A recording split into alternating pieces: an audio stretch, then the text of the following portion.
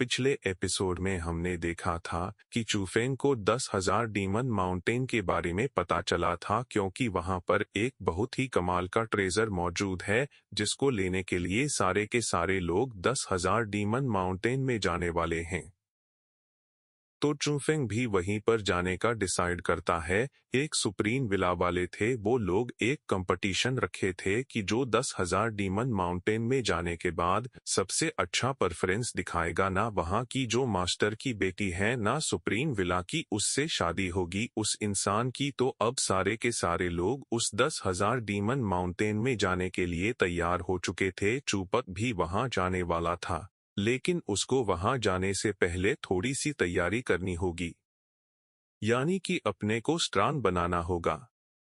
तो वो अपना कल्टीवेशन वगैरह करने में लग जाता है ताकि वहां जाने के बाद जो ट्रेजर है वो उसको हासिल कर सके, जिसके आगे के सफर में बहुत ज्यादा काम आने वाला है। जिसके बाद यहाँ से यह एपिसोड शुरू होता है। तो इस एपिसोड की शुरुआत में चूफेंग जैसे ही कल्टीवेशन कर रहा था ना, वहां पर वो लड़की आकर पहुंच जाती है जिसको हमने लास्ट एपिसोड में भी डांस करते हुए देखा था। अब वो आते साथे ही सीधा चूफेंग के ऊपर अटैक करने लग गई। चूफेंग भी हैरान कि आखिर यह है कौन और यह मुझ पर अटैक क्यों करना चाहती है। तो क्वीन चूफेंग को बताने लग जाती है कि यह तो वही लड़की है जो कल डांस करने के लिए आई थी, लेकिन आखिर यह तुम्हें क्यों मार रही है वो तो मुझे भी नहीं पता। चूफेंग यहाँ पर उस लड़की से मुकाबला करने की कोशिश करता है और वो उसके सारे के सारे अटैक को रोकने में लगा हुआ था, और अटैक रोकते हुए वो उससे पूछ भी रहा होता है कि आखिर तुम मुझे मारना क्यों चाहती हो, मैंने तुम्हारा कुछ भी नहीं बिगाड़ा। चूफेंग को पता चलता है कि वो जो लड़की है ना वो असल में एक ब्लू रूबी स्पिरिटिस्ट है। तो चूफेंग कहता है कि अच्छा, अब तो मुझे तुम्हारे अंदर और ज्यादा इंटरेस्ट आने लग गया। मैं भी तो देखूं कि कौन सा सीक्रेट तुमने छुपा कर रखा है जिसको बचाने के लिए तुम मुझे मारना चाहती हो। देखते ही देखते उस लड़की और चूफेंग के बीच में एक बार बैटल शुरू हो जाता है। यह बैटल बहुत ज्यादा खतरनाक था। वो लड़की तो पूरी जान लगा रही होती है चूफेंग को मारने के लिए, लेकिन चूफेंग भी अपनी पावर का यूज करते हुए उसके सभी अटैक को रोकता जाता। चूफेंग यहाँ पर उस लड़की को जान से तो नहीं मारना चाहता क्योंकि वो पहचानना चाह रहा था कि असल में ये लड़की है कौन और उसे मारना क्यों चाहती है। वरना अगर चाहे तो चूफेंग ऐसे ही उसको मार सकता है, लेकिन वो उसको मारता नहीं, बस उसकी पहचान जानने में लगा हुआ था। वो उसके हर एक अटैक को डिस्ट्रॉय करता है और उसको अच्छे से देख रहा था कि इससे पहले भी मैं जब इससे मिला था तो मुझे सिमिलर सी फीलिंग आई थी कि मैं उसको जानता हूँ, लेकिन अब दूसरी बार मैं मिल रहा हूँ ना तो मुझे पता चल गया कि यह है कौन। यह तो वही लड़की है जिसको मैंने व्हाइट टाइगर टोम के अंदर देखा था। वही जगह जो कि पिछले सीजन में जब चूफेंग गया था ना व्हाइट टाइगर की स्प्रेड को हासिल करने के लिए, तो वहां पर एक लड़की भी मौजूद थी जिसको भी वो व्हाइट टाइगर की स्प्रेड चाहिए थी, लेकिन उसने चूफेंग को वो स्प्रेड दे दिया था कि ठीक है तुम इसको रख सकते हो। तो असल में यह वाली लड़की वही होती है। चूफेंग हैरान कि आखिर ऐसा कैसे पॉसिबल है। वो डोन के अंदर मिली हुई लड़की तो बहुत ज्यादा कमाल की थी और उसने अपनी पहचान छुपा कर रखी थी, लेकिन ये क्यों यहाँ पर आई है और यहाँ पर ये डांस वगैरह करने का काम क्यों कर रही है। आखिर होगा या गया है इसके साथ। और वो उस टाइम तो वो लड़की इतनी स्ट्रांग नहीं थी, लेकिन अभी जब ये आई है ना मेरे सामने तो पहले से काफी ज्यादा स्ट्रांग हो चुकी है। क्वीन भी चूफेंग को बता रही थी कि यह लड़की सच में बहुत ज्यादा टैलेंटेड है। इतनी जल्दी इसने इतना प्रोग्रेस जो कर लिया है, और तुम्हें तो पता ही होगा कि इसका कारण क्या हो सकता है, क्योंकि बस इसके डिवाइन बॉडी है। अब जिस इंसान के पास डिवाइन बॉडी होती है उसको अपनी कल्टीवेशन फास्ट करने में, अपनी पावर को जल्दी बढ़ाने में ज्यादा दिक्कत नहीं आती है। इसी वजह से ये लड़की अपने को इतना जल्दी इतना स्ट्रांग बना चुकी है। तुम अपने डिवाइन थंडर पावर को यूज करो और उसके बाद इस लड़की की डिवाइन बॉडी को डिस्ट्रॉय करने की कोशिश करो। यह कुछ नहीं कर पाएगी फिर तुम्हारा तो जोफिंग तुरंत ही यहाँ पर अपने डिवाइन थंडर को यूज करता है और जैसे उसने यूज किया था ना, उस लड़की की डिवाइन बॉडी का असर यहाँ पर खत्म हो जाता है और उसने उस लड़की की डिवाइन बॉडी की पावर को सप्रेस कर लिया था। वो लड़की समझ जाती है कि मैं ना अभी तो इससे मुकाबला नहीं कर सकती। पास जो इसकी डिवाइन थंडर टेक्निक है ना, वो बहुत ज्यादा कमाल की है, लेकिन कोई बात नहीं, ये जब 10,000 डीमन माउंटेन के अंदर जाएगा ना, वहीं इसका खेल खत्म कर दूंगी। तो अब मुझे यहाँ से जाना चाहिए। लेकिन जैसे वो जाने वाली थी ना, चूफेंग उसके ऊपर कई सारे अटैक देकर मारता है और कहता है कि मैं तुम्हें यहाँ से जाने नहीं दूंगा जब तक तुम मुझे नहीं बताती कि तुम मुझे क्यों मारना चाहती हो। वो तुरंत ही यहाँ पर उस लड़की के ऊपर अटैक करता है और अटैक करने के बाद वो उस लड़की का एक छोटा सा बेल था जो उसके कमर पे लगा हुआ था, वो उसको निकाल लेता है। वो लड़की कहने लग जाती है कि देखो मेरा बेल मुझे वापस करो, तुम उसको नहीं ले सकते। चूफिंग यहाँ पर कहने लग जाता है कि देखो अगर तुम्हें यह बेल चाहिए तो मुझे तुम यह बताओ कि तुम मुझे मारना क्यों चाहती हो, मैंने आखिर तुम्हारा क्या ही बिगाड़ा है। तो ये सुनकर वो लड़की कहने लग जाती है कि देखो तुम्हारे को मारने की मेरे पास सिर्फ एक ही वजह है। अब वो वजह यह है कि तुमने मेरा सीक्रेट जान लिया है। अब चूफेंग हैरान कि सीक्रेट कौन सा सीक्रेट, मतलब तुम्हारा कोई भी सीक्रेट नहीं जानता तो तुम मुझ पर ऐसा इल्जाम क्यों लगा रही हो। लेकिन वह लड़की तुरंत ही चूफेंग का मुंह दबा देती है और कहने लग जाती है कि अगर तुमने किसी को भी इसके बारे में बताया ना, यानी कि मेरे सीक्रेट के बारे में बताया, तो सच कह रही हूँ तुम्हारी जान ले लूंगी। आज तो किस्मत अच्छी थी जो मैं यहाँ पर हार गई, लेकिन अगली बार मैं नहीं हारने वाली, अगली बार तुम्हारी जान जरूर लूंगी। वो यहाँ पर जाते जाते चूफेन को एक बार फिर से धमकाते हुए जाती है कि देखो कहीं पर भी किसको भी मेरे सिगरेट के बारे में मत बताना कि तुम्हें पता चल चुका है मेरे पास डिवाइन बॉडी है, और अगर किसी ने भी जान लिया कि मेरी डिवाइन बॉडी कितनी कमाल की है तो मेरे लिए खतरा हो सकता है। अपनी जान की खैर चाहते हो तो अपना मुंह बंद रखो, और अब से मैं तुम्हारे ऊपर एनी टाइम नजर रखने वाली हूँ कि तुम कहाँ जाते हो, क्या करते हो,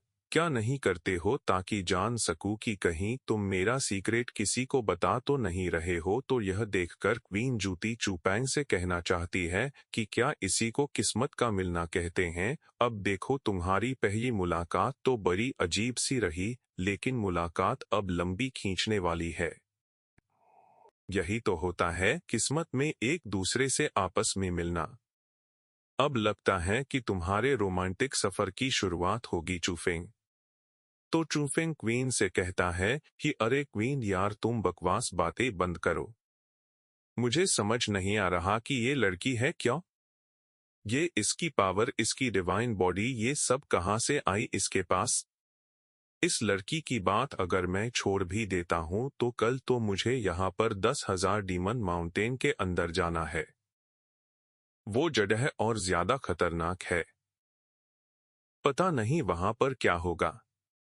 तो अब कल सारे के सारे लोग 10,000 डीमन माउंटेन के अंदर जाने के लिए निकल चुके थे, जहां पर वो लड़की एनी टाइम चूफेंग के साथ ही होती है। चूफेंग यहाँ जाता वहां जाता, जहां वो जाता वो उसके आसपास ही घूमते रहती, वो चूफेंग को छोड़ने ही नहीं वाली थी। और जब यहाँ पर सारे लोग देखते हैं तो वो कहने लग जाते हैं उस लड़की से कि अरे जरा देखो तो इस जीलिंग चूफेंग के साथ है, मतलब उस लड़की का नाम जीलिंग है। सारे लोगों को तो जलन होने लग जाती है कि यार इस लड़की की एक झलक पाने के लिए हम लोग कितना ज्यादा तड़पते, लेकिन चूफेंग को तो देखो, चूफेंग तो एंड्रम जीलिंग के साथ ही घूम रहा है। आखिर दोनों के बीच ऐसा क्या हो गया जो इतना ज्यादा आपस में एक दूसरे के साथ है। इसके बाद किंगलिंग जो होता है वो यहाँ पर आने के बाद सभी से कहने लग गया था कि देखो 10,000 ही माउंटेन के अंदर जाने का ट्रायल अब से शुरू होता है। वहां जाने के बाद तुम लोगों को छोटी छोटी टीम बनानी है, टोटल 10 टीम बनेगी और 10 टीम के अंदर कुछ डिसाइपल वगैरह रहेंगे। तो जिसको इसको अपनी टीम बनानी है ना, वो सब अपनी टीम बना सकता है। तो जितना भी लोग थे यहाँ पर अपनी अपनी टीम बनाने में लग जाते हैं। प्रिंस तो चूफेंग से कहता है कि चूफेंग तुम मुझे अपनी टीम में शामिल करो ना, लेकिन जिलन तो इसके लिए मना कर देती है कि नहीं, हम दोनों एक साथ रहेंगे और मुझे किसी और की जरूरत नहीं है। इसके बाद हम बाकी बंदों को भी देख पाते हैं जिन सभी के दिमाग में ना आग लगी हुई थी, इसलिए कि आखिर चूफेंग के अंदर ऐसी कौन सी खास बात है, वो इतना ज्यादा स्पेशल कैसे है कि जीलिंग उसके पीछे पड़ी है। अब वो दोनों एक साथ घूम रहे हैं, जबकि ये चीज तो हमारे साथ होनी चाहिए थी। हमारे में ऐसी क्या कमी रह गई जो चूफेंग के अंदर नहीं है? हमें तो लगता है कि चूफेंग और जीलिंग का ना कुछ तो कुछ कांड हो चुका है। ये दोनों मजे कर चुके होंगे। तो यह सुनने के बाद वहां पर एक बंदा होता है जो कि उन सभी का लीडर लग रहा था, तो वो एकदम ज्यादा गुस्से से लाल हो जाता है। वो कहने लग जाता है कि अगर किसी ने भी आइंदा एक भी शब्द जीलिंग के बारे में गलत कहा ना, मैं उसकी जान ले लूंगा, क्योंकि जीलिंग मेरी है और मैं उसको मेरे अलावा किसी और का होते हुए नहीं देख सकता, ना ही मैं सुन सकता हूँ किसी और को भी उसके खिलाफ कुछ भी गलत बातें करना। तो वो जो लीडर था ना, उसकी एक दोस्त होती है, वो उसको भेज देता है चूफेंग के टेंट के अंदर, क्योंकि चूफेंग अपने टेंट के अंदर बैठकर कल्टीवेशन वगैरह कर रहा था। तो वो लड़की वहां पर आती है और यहाँ पर आने के बाद चूफेंग से कहने जाती है कि चूफेंग देखो, मैं तुम्हारे लिए शराब लेकर आया हूँ, क्या तुम इसको पीना चाहोगे? वो अंदर आने के बाद चूफेंग से कहना चाहती है कि मैं तो वैसे भी चूफेंग तुमसे मिलना चाहती थी, ताकि जान सकूं कि आखिर तुम्हारे अंदर ऐसी कौन सी खास बात है जो जलिंग तुम्हारे पीछे पड़ी है। तुमने जब जीलिंग को पटा लिया तो तुम्हारे अंदर कुछ ना कुछ तो खास हो गई, वही खास मैं ढूंढने के लिए यहाँ पर आई हूँ। तो जोफिंग कहता है कि मुझे देख लेना अच्छे से, जी भर के, अब कल ही मार यहाँ से, मुझे तेरी जरूरत नहीं है। तो ये देखकर वो लड़की कहने लग जाती है कि अरे अभी कहाँ देखा, अभी तो मैंने यहाँ पर देखने की शुरुआत ही की है, अभी तो बहुत कुछ देखना बाकी है। वो चूफेंग के करीब होने लग गई थी ताकि वो पूरा अच्छे से दीदार कर सके चूफेंग का, लेकिन चूफेंग को पता था कि यह लड़की कुछ ना कुछ तो गड़बड़ करने के लिए आई हुई है, इसलिए वो उस लड़की को उठाकर दूर फेंक देता है कि निकल यहाँ से, मुझे तेरी जरूरत नहीं है, पहले भी वार्निंग दी है, चली जा। तब चूफेंग ने उतना जोर से उसको धक्का भी नहीं मारा था, लेकिन वो लड़की खुद अपने आप को चोट लगाती है और टेंट के बाहर फेंकाते हुए कहती है कि देखो, चूफेंग ने मुझे मारा, उसने बिना मतलब के मुझ पर इतना जोरदार हाथ उठाया कि मेरी हालत खराब हो गई। लोग कहना चाहते हैं कि ये चूफेंग पागल हो गया क्या, उसने इस लड़की को क्यों मारा? सभी लोग यहाँ पर चूफेंग को घेर लेते हैं कि तुम्हारी हिम्मत कैसे हुई जो तुमने इस लड़की के ऊपर हाथ उठाया, शर्म नहीं आती क्या तुम्हें? वो लड़की तो अब यहाँ पर चूफेंग के ऊपर और भी गलत इल्जाम लगाना शुरू कर देती है। वो उस लीडर से कहती है कि ब्रदर लियो, आपको पता है इस चूफेंग ने मेरे साथ गलत हरकत करने की कोशिश की, और जब मैंने इसको यह करने से मना किया ना, इसने मुझे मारा ताकि मैं किसी को इसकी सच्चाई ना बता सकूं।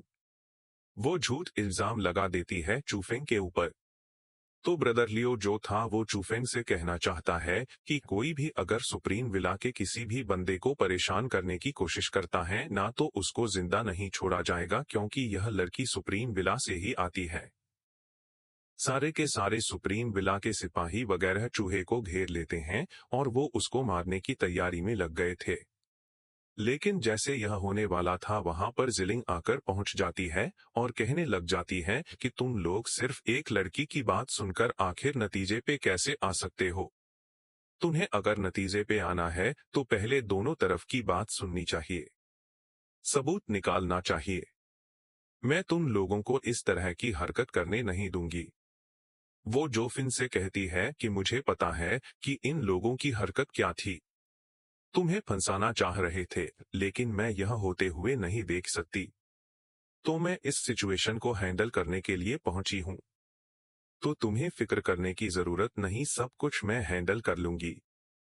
तो ये देखकर वो जो ब्रदर लियोना, उसका दिमाग खराब हो जाता है कि मेरा प्लान बर्बाद हो गया, मैं चूफेंग को मार नहीं पाता। तो ठीक है, वैसे नहीं तो ऐसे ही सही। वो डायरेक्ट यहाँ पर अपनी पावर को एक्टिवेट करता है और चूफेंग से लगने को तैयार था कि चूफेंग तू मरेगा। वो अपना स्प्लिटिंग पाम टेक्निक को यूज कर लेता है, जो कि बहुत ही ज्यादा कमाल की टेक्निक होती है, और इसकी मदद से जब भी उसने किसी के ऊपर अटैक किया ना, वो इंसान नहीं बचा। लेकिन चूफेंग के अंदर कुछ खास बात है। जैसे ही चूफेंग के पास वो अटैक आने वाला है, चूफेंग तुरंत ही अपने थंडर ड्रैगन को समन करता है और उसके जरिए उसने वो जो स्प्लिटिंग पाम टेक थी ना, उसको डिस्ट्रॉय करके रख दिया। स्प्लिटिंग पाम टेक्निक यहाँ चूफेंग का कुछ भी नहीं बिगाड़ पाती। ये देखकर वो ब्रदर लियो कहने लग जाता है कि चूफेंग कोई बात नहीं, तू यहाँ पर अटैक को तो रोक चुका है ना, मेरे पास और भी कई सारे अटैक है। आज मैं तुझे यहाँ पर नहीं मारा तो मेरा भी नाम ब्रदर लियो नहीं, तू नहीं बचने वाला, चाहे जितना भी तू भाग जा।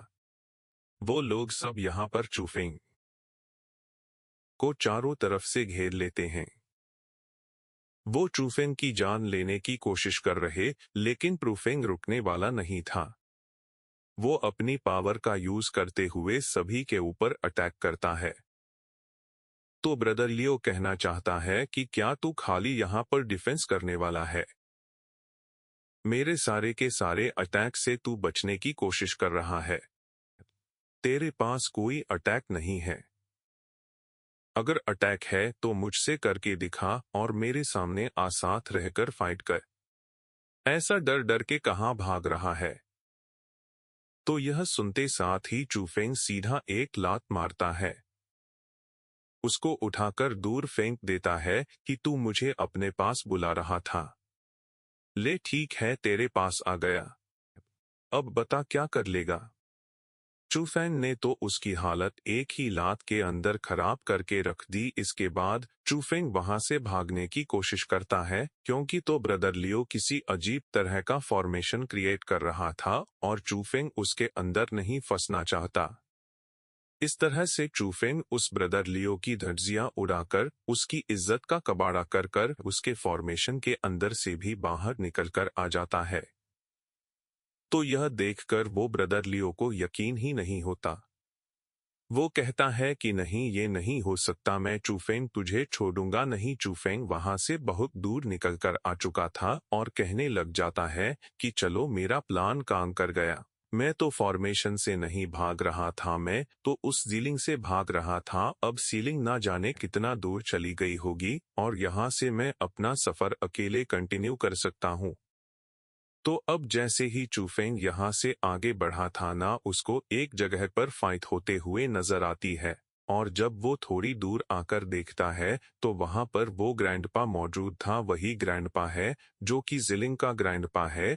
और यहाँ पर वो ना कई सारे मॉन्स्टर वगैरह से फाइट कर रहा होता है, क्योंकि 10,000 डीमन माउंटेन है ना, तो यहाँ पर खाली डीमन वगैरह ही भरे होते हैं। तो वो उसी के साथ फाइट करने में लगा हुआ था। ग्रैंडपा की पावर काफी ज्यादा होती है, तो वो आराम से उनसे सभी बीस्ट वगैरह का मुकाबला कर रहा था और बीस्ट उसका कुछ भी नहीं बिगाड़ पाते। लेकिन जैसे ही कुछ पीछे से अटैक आकर बीस्ट उस ग्रैंडपा के ऊपर करने वाले थे, चूफेंग अटैक देकर मारता है बीस्ट के ऊपर, जिस वजह से उस ग्रैंडपा की हालत खराब होने से बच चुकी थी। यहाँ पर ग्रैंडपा ये देखकर कहता है चूफेंग से कि चूफेंग, तुम हो कौन और तुम यहाँ पर आखिर मेरी हेल्प क्यों की तुमने?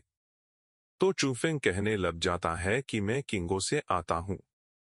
मेरा नाम चूफेंग है। मैंने दूर से आपको फाइट करते हुए देखा। पता चला कि आपकी पावर सच में एक्स्ट्राऑर्डिनरी है। तो मैं नहीं चाहता कि कोई पीछे से कारता वाला अटैक आकर आपको लगे, तो इसलिए मैंने वो अटैक रोक दिया ताकि आपको कुछ भी ना हो। मैं आपके टैलेंट की सराहना करता हूँ और वैसे मैं गया आपसे पूछ सकता हूँ कि आप है कौन और यहाँ पर आने के बाद आपका बीच से फाइट करने का क्या मतलब है? तो ग्रैंडपा भी यहाँ पर चूफ की तारीफों के पुल बांधने लगता है कि यार, तुम्हारी पावर बहुत ज्यादा कमाल की है। इतने कम एज में तुमने इतना अच्छा टैलेंट हासिल किया है। बहुत कमाल की बात है। मेरा नाम ना रिजवान यान है और मैं सुप्रीम विला का एक गेस्ट एल्डर हूँ, मतलब मुझे वहां पर गेस्ट के तौर पर बुलाया गया था। तुम मुझे ग्रैंडपा कहोगे तो ज्यादा बेहतर है। मैं यहाँ पर अकेले नहीं आया था। मेरे साथ और भी लोग थे, लेकिन मेरे पूरे के पूरे लोगों को उन बीस्ट वगैरह ने खदेड़ दिया। इस वजह से मैं अलग हो गया। मेरे पास तो पावर थी कि मैं अपनी जान को बचा कर रख पाया, लेकिन मेरे बाकी साथियों का नहीं पता। मैं उन बीच से बचते हुए भागते भागते यहाँ तक आ चुका हूँ। मुझे खुद नहीं पता कि ये जगह है कौन सी। तो चूफेंग कहता है कि ठीक है, आप अपना रास्ता ढूंढिए। मैं अपना रास्ता ढूंढता हूँ। तो इतना कहने के बाद चूफेंग वहां से आगे बढ़ने लग जाता है। लेकिन जैसा वो जा रहा था, वो ग्रैंडपा उसे कहता है कि चूफेंग सुनो सुनो, क्या तुमने जिलिंग को देखा? मेरी पोती को, वो इसी की तरफ आई थी, लेकिन वो मुझे नहीं मिल रही। लेकिन ये सुनने से पहले चूफेंग वहां से जा चुका था। तो ग्रैंडपा भी चूफेंग का पीछा करने लग जाता है कि मैं तुमसे पूछ कर रहूंगा कि क्या तुमने जिलिंग को देखा या नहीं देखा। उधर हम ब्रदर लियो जेलिंग और बाकी सभी को देख पाते हैं। उन लोगों को ना सारे के सारे बीस्ट वगैरह ने घेर लिया था और इनको घेरा बनाकर यहाँ पर बंदी बना लिए होते हैं, जिस वजह से सभी के सभी फंस चुके थे। वो लोग कहना चाहते हैं कि हमें यहाँ पर क्यों पकड़ कर रखा गया, हमें यहाँ से जाने दो। हमारे मास्टर को पता चला कि तुमने हमें बंदी बनाया तो तुम्हारे लिए अच्छा नहीं होगा। लेकिन यह सुनते साथ बीस्ट तो उन लोगों को खाना शुरू कर देते हैं कि जो भी हमारे सामने ऊंची आवाज में बात करेगा सभी को निगल लिया जाएगा। अच्छा, फैन यहाँ से बाहर निकल गए, वरना वह भी यहाँ पर फंस गया होता। यहाँ जितने भी बीस्ट मौजूद थे ना, उनका एक लीडर होता है जो कि एक तोड़ होता है, वही मेंढक जैसा। तो यहाँ पर आने के बाद वो तोड़ कहने लग जाता है कि अरे वाह, जरा आज देखो तो कितना सारा खाना मिला, लगता है कि 1 महीने का राशन मुझे एक दिन में मिल गया। अब मैं एक एक को चुन चुन कर चबा चबा कर खाऊंगा। जो देखकर तो सारे के सारे लोगों की हालत खराब हो जाती है कि यार, हम तो बार बार फंस गए, अब हम यहाँ से बाहर निकलेंगे तो निकलेंगे कैसे। तो वही चूफेंग जो होता है वो ग्रैंडपा के साथ आगे बढ़ता हुआ जा रहा था। जब वो यहाँ तक पहुँचता है जहाँ पर उसने कैंप लगाया था, उसका टेंट वगैरह था, तो उसको यहाँ पर कुछ भी नजर नहीं आता। कई सारे लोगों की लाशें पड़ी थी और यहाँ से सारे के सारे लोग गायब हो चुके होते हैं। ग्रैंडपा कहना चाहता है कि मुझे लगा ही था कि ऐसा ही यहाँ पर कुछ होगा, क्योंकि मेरे ग्रुप के साथ भी वही हाल हुआ था। बीस्ट वगैरह ने उनके ऊपर भी अटैक किया और लगता है कि इस ग्रुप के ऊपर भी बीस्ट का ही अटैक हुआ होगा और यह काम ना उसी तोड़ किंग का होगा। वो सबको पकड़ता है और अपने अंडरग्राउंड पैलेस के अंदर ले जाता है ताकि वहां पर उसको अपना खाना बना सके। तो अगर हम अंडरग्राउंड पैलेस चलते हैं ना, तो वहां जाने के बाद उन बाकियों को ढूंढने का चांस हो सकता है। तब यह लोग उसी अंडरग्राउंड पैलेस की तरफ बढ़ना शुरू कर देते हैं। वो लोग उसके गेट के पास तो आ चुके थे, लेकिन यहाँ पर आने के बाद चूफेन देख पाता है कि उस पैलेस के अंदर जाने से बाहर एक फॉर्मेशन लगा हुआ है। जब तक फॉर्मेशन नहीं टूटेगा तब तक उसके अंदर नहीं जाना जा सकता। और यह फॉर्मेशन एक हाई लेवल का फॉर्मेशन था और अगर इस फॉर्मेशन के अंदर गलती से भी कोई इंसान चला जाए ना, तो वो अपनी स्पिरिचुअल पावर को सेंस नहीं कर पाएगा। उसकी सारी की सारी पावर सप्रेस हो जाएगी, जिसका मतलब यह है कि इंसान बिल्कुल यूजलेस हो जाएगा। अब वो कुछ भी नहीं कर पाएगा, उसकी जान जा सकती है। तो चूफे कहना चाहती है कि ग्रैंडपा से कि देखिए, मैं जाता हूँ और इस फॉर्मेशन का कोर ढूंढने की कोशिश करता हूँ।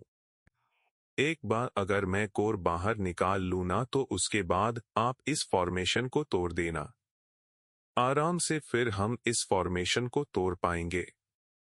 तो ग्रैंडपा कहता है कि ठीक है, बढ़िया दिमाग लगा है, तुम काम करो, मैं भी यहाँ पर अपने काम को शुरू करने वाला हूँ। वो चोफेंग को यहाँ पर एक तालिस्मान भी देता है कि ये तालिसान लो, जैसे तुम्हें फॉर्मेशन का कोड मिले ना, उसको उड़ा देना। मैं यहाँ से तुम्हारे बैकअप के लिए बिल्कुल तैयार हूँ, बस आवाज लगाना, मैं तुरंत दौड़ा दौड़ा पहुँच जाऊंगा तुम्हारे पास। उधर वो जो तोड़की था वो सारे इंसानों से यानी कि जितने भी लोगों को उसने बंदी बनाकर रखा था उसे कहने लग जाता है कि देखो 10,000 डीमन माउंटेन ना हजारों सालों से हम बीस्ट का ही है। लेकिन तुम इंसान को ही ज्यादा चर्बी आती है कि यहाँ पर अलग अलग टेस्ट बनाकर तुम लोग कूद आते हो। जब तुम हमारे इलाके में घुसोगे तो हम तुम्हें अपना निवाला नहीं बनाएंगे क्या? देखो तुम लोगों के मारने में हमारी कोई गलती नहीं है, गलती तुम लोगों की ही है जो तुम यहाँ पर आते हो। पर तभी चूफेंग वहां पर आकर पहुंच जाता है, जिसे देखकर तो सारे के सारे लोग हैरान रह चुके थे कि अब ये कौन है। हम तो उसको पकड़कर भी नहीं लाते, ये तो खुद ही फॉरेशन के अंदर घुस आया। तो अब चूफेंग को भी वहां पर बंदी बनाकर रख लिया जाता है।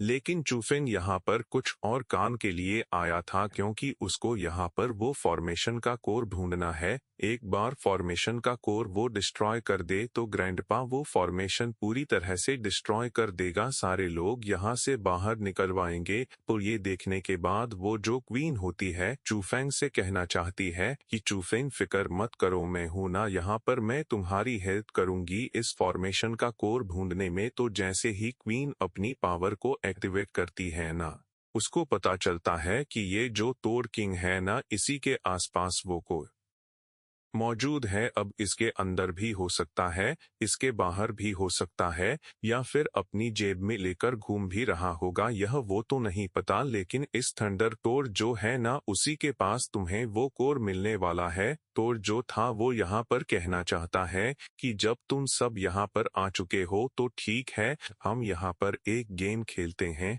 जो भी इस गेम को हारेगा वो मेरा पहला निवाला बनेगा। इस तरह से लोग हारते जाएंगे, इस तरह से लोग हारते जाएंगे, मैं उनको खाता जाऊंगा। तो गेम के मुताबिक वो तोड़ जो था एक कपल को उठाता है और उसमें से वह लड़के से कहता है कि यह लड़के बता, क्या तू अपनी इस बंदी के लिए अपनी जान देने को तैयार है? अगर तू अपनी जान देता है तो मैं इस लड़की की जान छोड़ दूंगा। यह अगर भागता है तो यहाँ से तो लड़की मरेगी।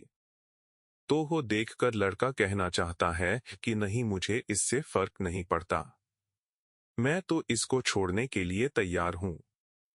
तुम उसको मार डालो लेकिन मेरी जान छोड़ दो। बेचारी वो लड़की अपनी जान देने को तैयार थी उस लड़के के लिए, लेकिन वो लड़का तो सीधा सीधा मुकर गया। तो यह देखकर अब यहाँ पर तोर उस लड़की को खाने की तैयारी कर देता है कि चलो अब तुम मरने के लिए तैयार हो जाओ। वो उस लड़की को खाता है और उसके बाद वो उस लड़के को भी खा जाता है, क्योंकि उसने धोखेबाजी की उस लड़की को धोखा देकर। तो धोखेबाज का अंजाम वही होना था, उसने दोनों के दोनों को वहां पर कच्चा ही निगल लिया। तो इसके बाद वो जो तोड़ होता है ना, वो उस लड़की को उठा लेता है जो कि ब्रदर लियो के साथी ने जिससे चूहंग को फंसाने की कोशिश की थी, वो उसको पकड़ लेता है और कहने लग जाता है कि अब बताओ यहाँ पर कौन ऐसा इंसान मौजूद है जो इस लड़की को बचाने के बदले अपनी जान देगा। जो भी अपनी जान देगा ना, मैं उस लड़की को छोड़ दूंगा। तो वो लड़की ब्रदर लियो से कहने जाती है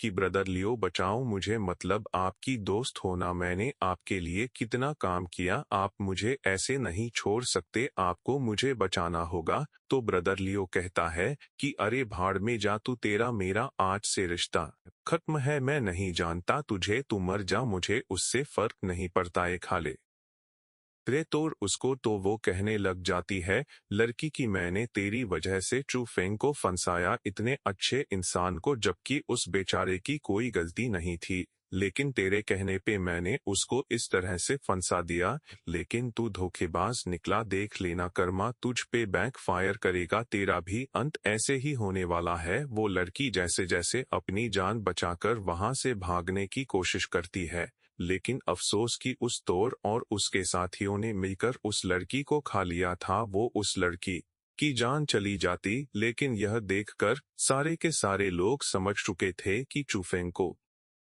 जो अभी फंसाया गया था कि चूफेंग ने सच में वो गलत हरकत की थी।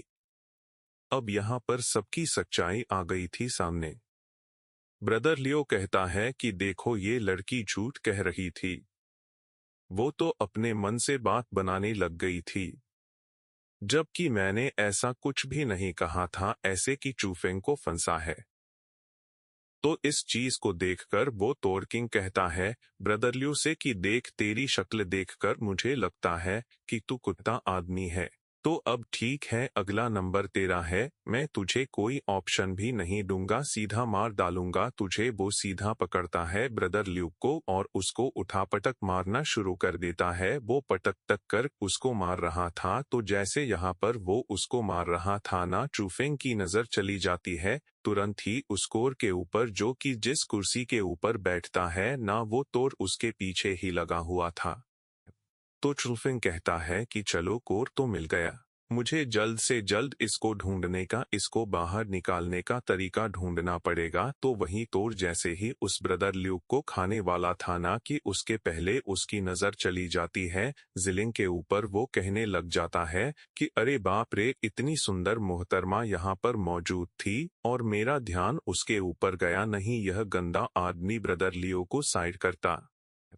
पहले मोहतरमा जिलिंग आप आइए, आपका ही स्वागत किया जाए।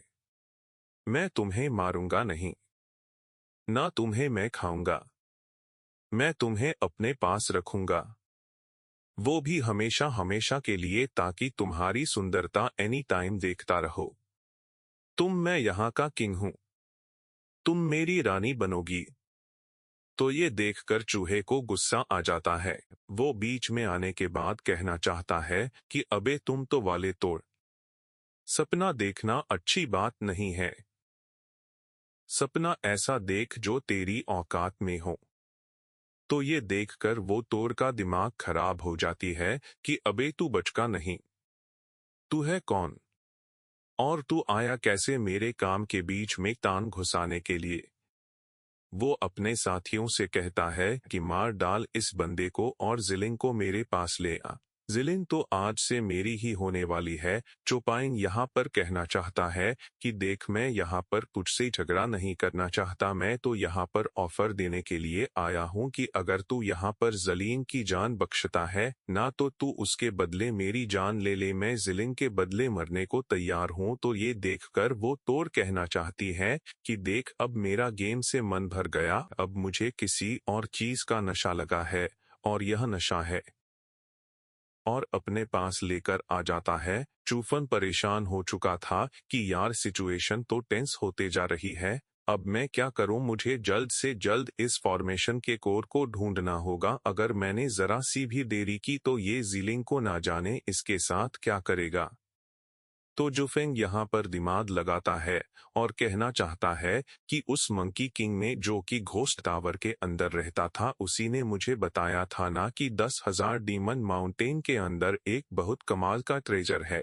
तो हो सकता है कि उस मंकी किंग का इस तोर किंग के साथ कुछ ना कुछ तो कनेक्शन होगा। तो मैं यहाँ पर कुछ अपने मन से बात बनाता हूँ। वो कहने लग जाता है तोर किंग से कि देख तोर के, मुझे यहाँ पर किसी और ने नहीं बल्कि मंकी किंग ने भेजा है, जो कि गोस्ट टावर के अंदर रहता है, और उसने तेरे लिए एक मैसेज भी छोड़ा है। तो यह सुनते साथ ही सारे के सारे जो बीस्ट वगैरह थे वो एकदम हैरान रह चुके थे। वो बाकी के बीस्ट कहने लग जाते हैं कि अरे वाह, ये मंकी किंग तो हमारा पुराना बॉस था, लेकिन बाद में इस टोट किंग ने आकर उसकी जगह ले ये मंकी के अभी तक हमें याद करता था। ये तो कितनी अच्छी बात है। लेकिन ये सुनकर वो जो तोर था ना, उसका दिमाग खराब हो जाता कि ये मंकी कहीं कहाँ से आ गया। वो जोफेंग से कहता है कि देख, मुझे नहीं पता कि तू सच कह रहा है या झूठ कह रहा है, लेकिन मुझे तेरी बात पे उतना भरोसा नहीं है।